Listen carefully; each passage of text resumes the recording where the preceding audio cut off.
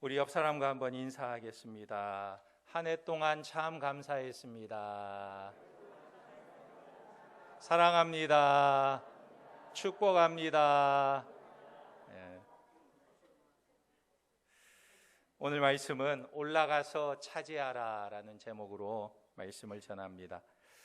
우리는 이제 약 45분 후면 2023년도를 떠나보내게 되고 2023년을 맞이하게 됩니다. 우리는 지금 2022년을 보내는 시점에 있습니다. 그리고 새로운 해 2023년도를 맞이하는 분수령에 서 있습니다. 이런 시점에서 저는 이스라엘 백성들이 광야의 여행을 생각해 봅니다. 오늘 말씀 19절에 보면 우리가 호렙산을 떠나 너희가 보았던 그 크고 두려운 광야를 지나 아모리 족속의 산지길로 가데스 바네아에 이른 때에 그랬습니다. 이스라엘 백성들이 애굽을 떠나서 가데스 바네아에 이르렀습니다. 그런데 이곳은요 오아시스가 있는 곳이라고 합니다.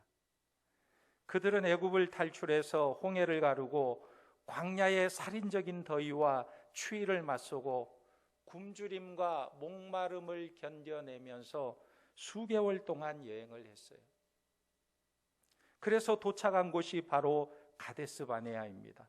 그런데 이 가데스 바네아에서 뒤를 돌아보면 지금까지 걸어왔던 광야가 보이고 앞을 바라보면 하나님께서 저들에게 약속하신 젖과 꿀이 흐르는 가나안 땅이 보이는 그런 장소입니다. 그러니까 이곳은 분수령과 같은 곳이에요. 광야에도 볼 수 있고 앞에 있는 가나안 땅도 볼 수 있는 곳입니다. 오늘 우리도 송구영신 예배를 드리는 이 시간에 아마도 가데스 바네아와 같은 분수령에 서 있지 않나 생각이 됩니다. 지난 한 해를 돌아보면 알게 모르게 우리에게도 많은 어려움이 있었을 거예요. 대외적으로는 미중 무역 전쟁과 또 우크라이나의 전쟁, 북한과의 교착 상태, 그리고 경제적으로는 고물가 시대, 고금리로 인해서 여러 가지 경제가 어렵고 실업률도 높고 어려운 시기를 지나온 것 같습니다. 뒤를 돌아보면 참 힘들고 아슬아슬하게 지내왔다는 느낌을 가질 수가 있습니다. 그러나 이 모든 것이 지금 역사의 뒤안길로 흘러가고 있다는 사실이에요. 그리고 지금 우리는 새해를 눈앞에 두고 있습니다. 그렇다면 이 새해는 우리에게 어떤 날이 될 것인가?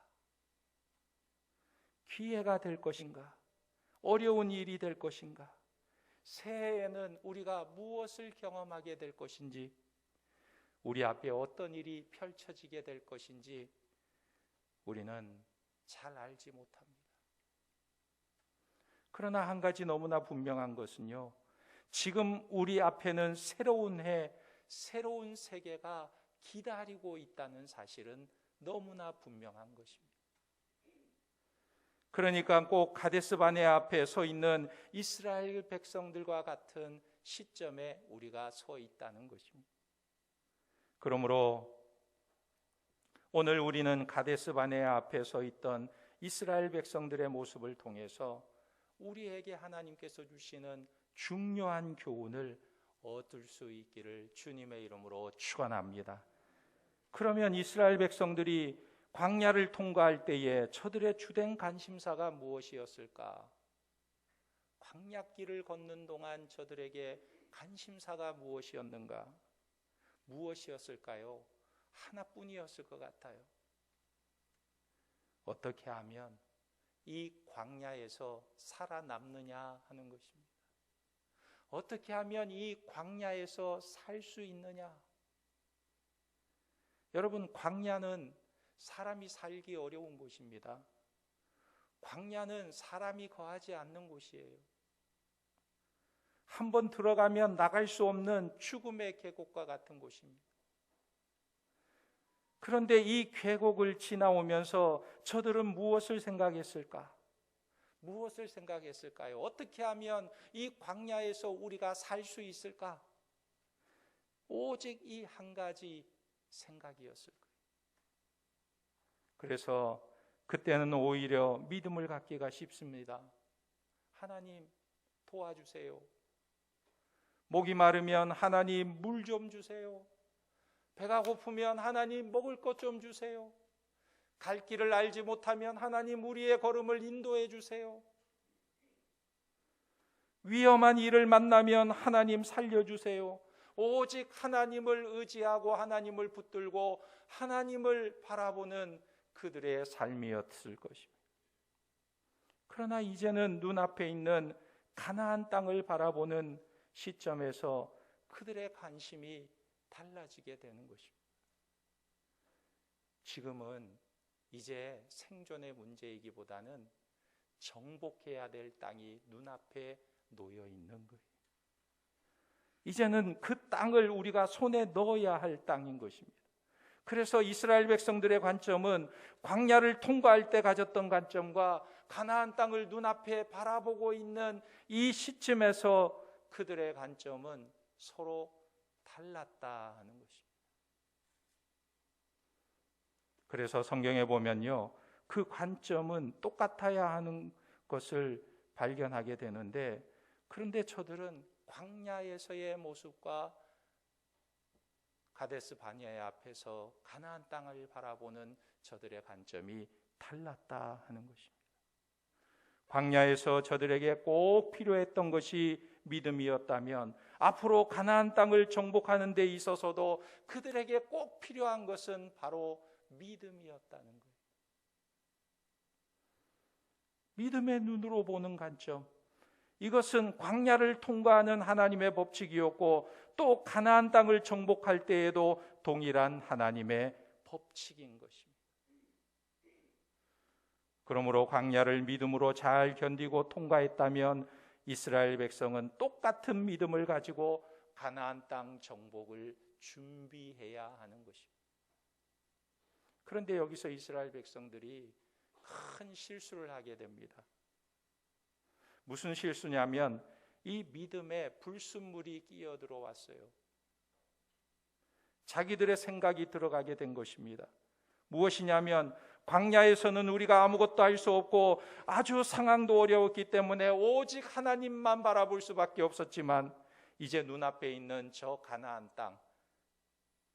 가나안 땅을 정복해야 되는데 어떻게 우리가 눈에 보이지 않는 하나님의 손길만 의지할 수 있겠느냐?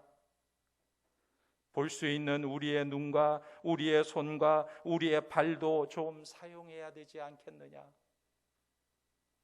어떻게 하나님의 말씀만 맹신하고 우리가 그 땅에 들어갈 수 있겠느냐? 우리도 좀 생각을 하고 우리도 좀 대책을 세우고 우리도 좀 머리를 좀 써보자. 우리가 생각해서 믿을 만한 것은 믿고 믿지 못할 것은 좀 이성적으로 판단하고 그리고 나서 들어가서 정복하자, 이런 생각을 하게 된 것입니다. 어떻게 보면 정말 합리적이고 어떻게 보면 상당히 이성적인 생각인 것 같아요. 사람이 전쟁을 하려면 전략도 있고 전술도 있어야 하는 것이 당연한 일이 아니겠습니까? 그래서 저들은 머리를 싸매고 이런저런 생각을 하기 시작한 거예요. 그래서 이스라엘 백성들이 모세 앞에 나와서 무엇을 요구했습니까? 22절에 보니까 너희가 다 내 앞으로 나와 말하기를 그랬어요. 이스라엘 백성들이 다 모세 앞에 나와서 지금 가나안 땅을 눈앞에 두고 모세에게 요구하고 있는 것이 무엇이냐면 우리가 사람을 우리보다 먼저 보내어 우리를 위하여 그 땅을 정탐하고 어느 길로 올라가야 할 것과 어느 성읍으로 들어가야 할 것을 우리에게 알리게 하자 하기에,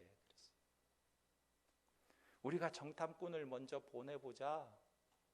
그리고 그 땅을 우리가 정탐하고 와서 그 땅을 어떻게 정복할 것인가 생각도 하고 전술도 세우고 연구도 좀 하고 그리고 그 땅을 정복하자. 정말 그럴듯한 생각이고 어떻게 보면 이것이 당연한 모습이 아닐까 생각이 됩니다. 그래서 이런 당연한 이야기에 모세도 그만 넘어가게 된 거예요.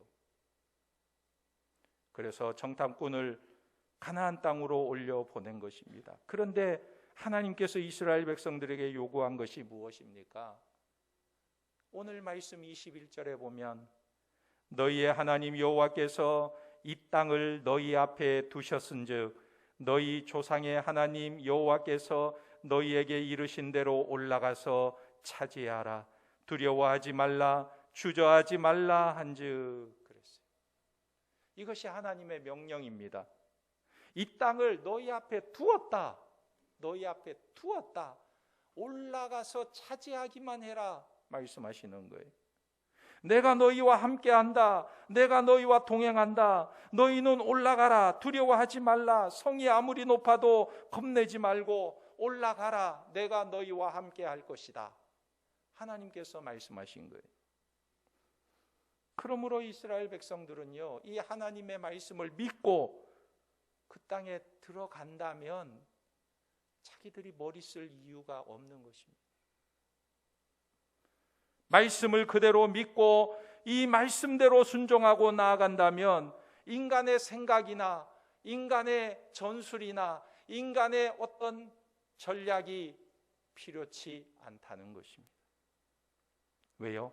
왜 그러냐면 하나님께서 저들보다 앞서서 행하시기 때문에 그 하나님이 가시는 것을 보고 이스라엘 백성들은 따라 들어가기만 하면 되는 문제인 것입니다.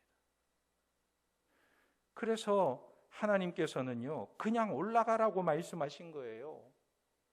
29절에 보면 내가 너희에게 말하기를 그들을 무서워하지 말라, 두려워하지 말라. 너희보다 먼저 가시는 너희의 하나님 여호와께서 애굽에서 너희를 위하여 너희 목전에서 모든 일을 행하신 것 같이 이제도 너희를 위하여 싸우실 것이며 그랬어요. 여기서 하나님이 어떻게 하십니까? 뒤에서 따라오고 계세요? 아니죠. 하나님께서 먼저 가시겠다 말씀하시는 거예요. 먼저 가시는 것은 이스라엘 백성들을 지금 광야에서 불기둥과 구름기둥이 그들을 인도한 것처럼 하나님께서 앞장서서 저들을 인도하시겠다고 말씀하고 있는 것입니다. 33절에 그는 너희보다 먼저 그 길을 가시며 장막 칠 곳을 찾으시고 밤에는 불로 낮에는 구름으로 너희가 갈 길을 지시하신 자이시니라. 너희가 어떻게 광야길을 걸어왔느냐? 이정표도 없고 지도도 없고 내비게이션도 없는 그 광야길을 어떻게 왔느냐? 내가 구름으로 너희를 인도해 오지 않았느냐? 지금까지 그렇게 인도해서 왔다면 이제 너희가 가나안 땅에 들어갈 때에도 내가 너희보다 앞장서서 너희 앞길을 가리라. 하나님께서 말씀하고 계시는 것입니다. 그러므로 오늘 이스라엘 백성들은요, 이 가나안 땅을 정복할 때에도 하나님이 먼저 가시니까 그 뒤를 보고 따라가면 되는 거였어요. 그렇다면 저들에게 무슨 정탐꾼이 필요하겠습니까? 정탐꾼을 보낼 이유가 뭐가 있겠어요? 믿음으로 하나님을 바라보고 따라간다면 무슨 정탐꾼이 필요하겠어요? 그런데 저들은 왜 그 땅을 조사하고 싶어 했을까요? 왜 저들은 정탐꾼을 보내고 싶어 했을까요? 그 이유가 있습니다. 그것은 하나님을 신뢰하지 못했던 거예요. 하나님을 온전히 신뢰하지 못하고 자기들이 들어가서 한번 보고 오고 싶다는 거예요. 어떤 땅인지, 우리가 과연 정복할 수 있는 땅인지, 하지 못하는 땅인지 보고 오고 싶다는 것입니다. 그래서 정탐꾼이 드디어 가나안 땅에 올라갔습니다. 그런데 10명 중에 2사람은 믿음의 눈으로 가나안 땅을 정탐했어요. 가나안 땅을 둘러보면서 과연 하나님께서 말씀하신 젖과 꿀이 흐르는 땅이구나, 과연 하나님께서 이 땅을 우리의 손에 붙여주셨구나. 여호수아와 갈렙은요, 믿음으로 그 땅을 바라보았어요. 그러니까 이 땅은 정말 우리에게 주신 땅이구나, 과연 우리가 정복할 수 있는 땅이구나, 확신 가운데 설 수 있었습니다. 그런데 나머지 10명은 불신앙으로 가나안 땅을 정탐했습니다. 가나안 땅을 바라보면서 저들은 하나님께서 우리에게 주신 땅이구나, 우리가 이 땅을 정복할 수 있겠구나, 이런 마음을 갖기보다는 두려운 마음을 갖게 된 것입니다. 신앙의 눈으로 보는 것과 불신앙의 눈으로 보는 것이 너무나 달랐어요. 그 땅이 이 12명의 정탐꾼이 보는 시각에 똑같은 땅이었지만 그 땅을 바라보는 사람들의 관점은 서로 달랐던 거예요. 2명의 믿음의 사람과 10명의 믿음이 없는 사람들의 관점이 서로 달랐던 것입니다. 12명의 보고는 이렇습니다. 먼저 믿음의 사람 갈렙과 여호수아는 그 땅을 보고 와서 이렇게 보고를 했어요. 가나안 땅은 아무것도 아니다. 하나님께서 우리에게 밥으로 주셨다. 그러니까 두려워하지 말고 올라가자. 그러면 반드시 우리가 그 땅을 차지하게 될 것이다. 이렇게 보고했어요. 여러분, 전쟁을 하는 게 쉽습니까? 밥을 먹는 게 쉽습니까? 밥 먹는 게 쉽지요. 여호수아와 갈렙이 가나안 땅을 둘러보고 나서 저들은 우리의 밥이다 그랬어요. 밥 먹는 것처럼 쉽다는 거예요. 그냥 하나님께서 거저 우리에게 안겨주신 땅이다. 그래서 두려워하지 말고 올라가자고 했습니다. 그러나 나머지 10명은 뭐라고 했습니까? 28절에 보니까 우리가 어디로 가랴? 우리의 형제들이 우리를 낙심하게 하여 말하기를 그 백성은 우리보다 장대하며 그 성읍들은 크고 성곽은 하늘에 닿았으며 우리가 또 거기서 아낙 자손을 보았노라 하는도다 하기로. 뭐라고 말하고 있습니까? 야, 그들은 우리보다 강하고 그 성읍은 크고 그 성곽은 하늘 꼭대기에 닿은 것 같고 우리는 그들 보기에 메뚜기와 같은 존재구나. 자기들이요 메뚜기처럼 여겨지고 그들은 커다란 거인으로 여겨졌던 것입니다. 그런데 믿음의 눈으로 보는 사람은요 성곽이 하늘에 닿은 것처럼 보지 않았습니다. 왜 그렇게 보이지 않았을까요? 성곽이 물론 높은 성곽이 있었겠지요. 그런데 믿음의 사람의 눈으로 볼 때에는 그 성곽이 그렇게 크게 보이지 않았어요. 그 이유는 하나님이 그 성곽보다 훨씬 크신 하나님이시기 때문에 크게 보이지 않았던 거예요. 아낙 자손들이 모두 다 거인들이고 덩치가 크고 아주 싸움도 잘하는 사람들 같았지만 이들은 그들 앞에서 자신을 메뚜기로 여기지 않았습니다. 왜 그랬을까요? 하나님이 그들보다 훨씬 더 크셨기 때문에 그렇게 보이지 않았어요. 아무리 아낙 자손들이 장대하고 키가 커도 그들은 하나님의 손에 다 넘어질 것으로 보았기 때문에 별로 큰 문제가 되지 않았던 것입니다. 그런데 믿음이 없는 눈으로 볼 때에는 성곽이 너무나 크고 높고 아낙 자손들은 너무나 거대해서 우리는 그들 앞에 메뚜기같이 초라하게 여겨졌던 것입니다. 그러니까 어떤 눈으로 그 땅을 바라보느냐가 중요한 거예요. 믿음의 눈으로 바라보느냐 불신의 눈으로 바라보느냐에 따라서 그 문제는 크게도 보이기도 하고 작게 보이기도 하는 것입니다. 여러분, 새해에는 우리 앞에 있는 모든 일들을 믿음의 눈으로 바라보기를 주님의 이름으로 축원합니다. 믿음의 눈으로 바라보면 아무리 큰 문제도 문제가 되지 않는 거예요. 충분히 정복할 수 있는 대상이 되는 것입니다. 그러나 언제나 불신의 눈으로 보면 모든 것이 두렵게 여겨지고 모든 것이 크게 여겨지는 거예요. 내가 감당할 수 없다. 나는 자신이 없다. 나는 메뚜기 같다. 여러분은 어느 쪽을 택하시겠습니까? 믿음의 눈으로 바라보겠습니까? 믿음 없는 눈으로 바라보겠습니까? 오늘 말씀에 보면 믿음의 사람은 그런데 2명밖에 없었어요. 나머지 10명은 불신앙의 눈으로 바라보았던 것입니다. 불신의 눈이 훨씬 더 많았어요. 예전에 아주 오래전에는요, 괴혈병이라는 이 병이 많이 돌았다고 합니다. 이 괴혈병이 뭐냐면 잇몸이 터지고 헐고 피가 나고 나중에는 이빨이 빠지기도 하고 이 병 때문에 사람이 죽어가는 병이었어요. 아주 무서운 병이었습니다. 그런데 이 병은 비타민 C를 먹으면 예방이 되고 고쳐지는 병이라는 거예요. 그런데 지금으로 약 400년 전에 영국의 호킨스라고 하는 제독이 자기 수하에 있는 해군 장병 가운데서 1년에 10,000명이 괴혈병으로 죽게 되자 이 문제를 심각하게 생각했어요. 그만큼 이 괴혈병이 무서운 병이었습니다. 그런데 이 괴혈병을 도대체 어떻게 막을 수 있을지 전혀 알 수가 없었습니다.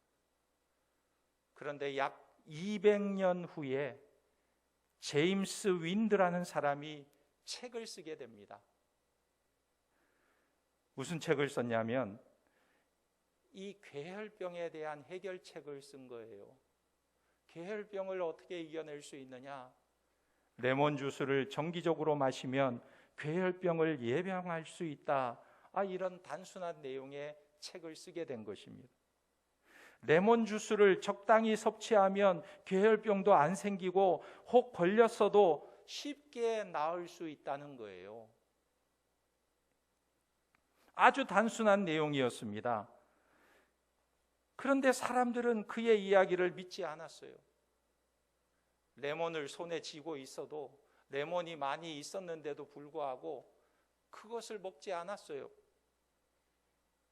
그의 이야기를 믿지 않았던 것입니다. 그래서 이 윈드라는 사람이 이 책을 쓴 이후에도 약 50년 동안, 이 책이 나온 이후 50년 동안 괴혈병 예방을 위해서 레몬을 사람들이 먹지 않았다고 합니다. 그런데 이 윈드가 죽고 나서 영국 해군 장교가 함대를 몰고 나가면서 그의 책을 읽고 그의 내용을 안 후에는 레몬을 잔뜩 싣고 그리고 출항을 하게 됩니다. 그리고는 약 25개월 동안 항해를 하면서 이 사병들에게 레몬 주스를 마시게 했다고 해요. 그랬더니 그 항해하는 기간 동안에 한 사람도 괴혈병이 발병한 일이 없었다고 합니다. 그래서 나중에 영국에서 정부 법으로 모든 선원들은 레몬 주스를 마시도록 해라. 이렇게 명령을 내린 것입니다. 여러분 어떻습니까? 이 레몬 주스가 괴혈병의 특효약이라고 발표가 난 이후에도 50년 만에 사람들이 실천하게 된 거예요. 50년 만에 법이 제정된 것입니다. 그만큼 믿는다는 것이 사람에게 어려운 거예요. 사람들은 그렇게 레몬을 손에 많이 쥐고 있으면서도 안 믿으니까 그것을 먹지 않게 되고 안 먹으니까 괴혈병에 걸리게 되고 괴혈병으로 죽게 되는 일이 일어나게 됐던 것입니다. 오늘 우리도 마찬가지입니다. 믿으면 쉽게 해결될 문제가 안 믿어서 오래오래 나에게 고생의 길이 되게 하는 경우가 많이 있는 거예요. 여러분 지나온 과거를 한번 생각해 보시기 바랍니다. 내가 하나님을 믿고 행동했다면 금방 해결될 문제인데 믿지 못해서 돌고 돌았던 경험이 우리에게 있을 거예요. 오늘 우리는 여호수아와 갈렙처럼 믿음으로 전진하는 자들이 되기를 주님의 이름으로 축원합니다. 믿음으로 2023년을 바라보고 믿음으로 모든 문제를 바라보는 자들이 되기를 주님의 이름으로 축원합니다. 히브리서 11장 6절에 믿음이 없이는 하나님을 기쁘시게 하지 못하나니 하나님께 나아가는 자는 반드시 그가 계신 것과 또한 그가 자기를 찾는 자들에게 상 주시는 이심을 믿어야 할지니라 그랬어요. 하나님께 나아가기를 원하는 자는 기도로 말씀으로 어떤 문제든지 하나님께 나아가는 자는 그가 계신 것을 믿는 거예요. 그가 나와 함께 계신다. 내가 그에게 기도하면 들으신다. 그가 나를 도우신다. 그가 나를 인도하신다. 이 하나님을 믿고 나아가면 하나님께서 상 주신다는 사실이에요. 우리가 구하는 모든 것에 하나님이 응답해 주신다는 사실을 믿으시기 바랍니다. 그러므로 새해에는 오직 믿음으로 새해를 맞이하고 믿음으로 전진해서 이 새해를 하나님께서 나에게 주신 가나안 땅으로 알고 믿음으로 정복하는 복된 새해가 되기를 예수님의 이름으로 축원합니다. 아멘. 기도하겠습니다. 하나님 아버지, 우리에게 믿음을 허락하여 주옵소서. 우리가 이 험난한 세상을 살면서 염려하지 않게 하시고 모든 염려는 하나님 앞에 다 맡기게 하시고 다가오는 2023년 새해에는 믿음의 눈으로 하나님의 절대 주권을 바라보게 하시고 무엇을 하든지 하나님의 영광을 위해 하며 오직 그의 나라와 그의 의를 구하는 복된 새해가 될 수 있도록 인도하여 주시옵소서. 모든 것 주님께 의지하오며 예수님의 이름으로 기도하옵나이다. 아멘.